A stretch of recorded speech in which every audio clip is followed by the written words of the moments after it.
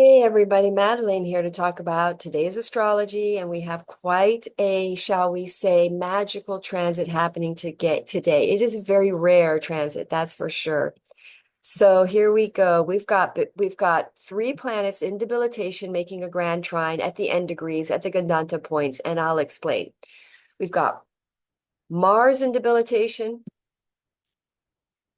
in the sign of Cancer at the end degree. Mars went into Cancer in October, which set us on a long healing journey, healing some sort of deep pain body issue, mother sourced wounding, and karmic that creates karmic cycles for us. Then we have and Mars in debilitation basically means when a planet is in debilitation, it's not super effective. So when Mars is in healing mode, it's not super active, basically, or effective in our lives, creating effect in our lives. Then we've got Mercury in retrograde. I'm sorry, Mercury direct in Pisces at 29 degrees in debilitation, Mercury in debilitation, which is not a very, shall we say, easy energy for Mercury to be in.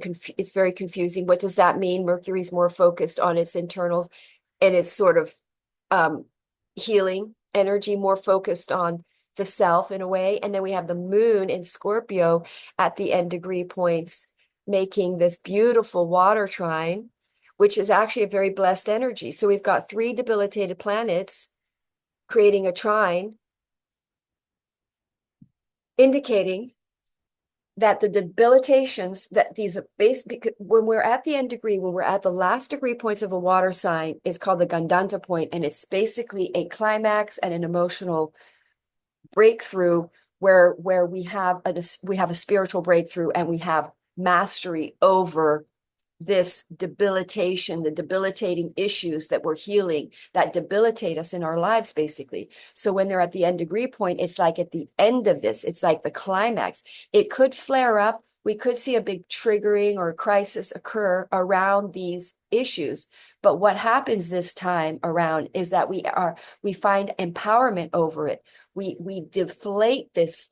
We don't let it be the power that it has been. We suddenly find strength to overcome it and to sort of be victors over it and to have some sort of a spiritual strength. And we find the light and we find empowerment over this, and we delete it from our lives. And but it can come with a big emotional flare up. So I'm just giving people a heads up on that. But what happens then after that, we're liberated from it. We've had a spiritual awakening around it. We found our power over it. And it's like the light over the dark, as it were. And then at the same time, we have this kite where the south node, where it points to the south node Virgo, where we're leaving it behind, we're leaving the past behind, and also all the things that were associated with the choices that we made that were entangled with this pain or this wounding or this past life karmic, shall we say, healing that has to happen in this life. So we're releasing it, we're letting it go, we're moving into smoother waters with that kite pointing to the past, south node. And then we've got this beautiful mystic rectangle, which is all in receiving energies, Uranus, the south node, Earth. I mean, all these energies are super receptive.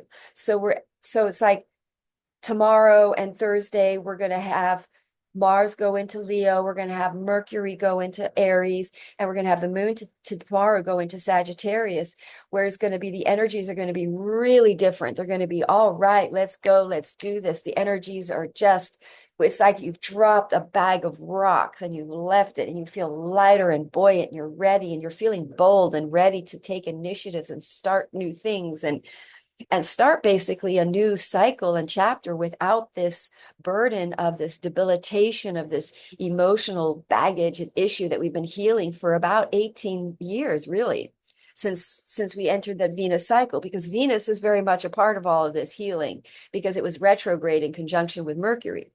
So we're leaving the mess behind that wounding occurred, that wounding created in our lives, and we're about ready to sort of launch into this new energy with this Aries where and fire, where we're just like bold and motivated and re-inspired, to start fresh, as it were.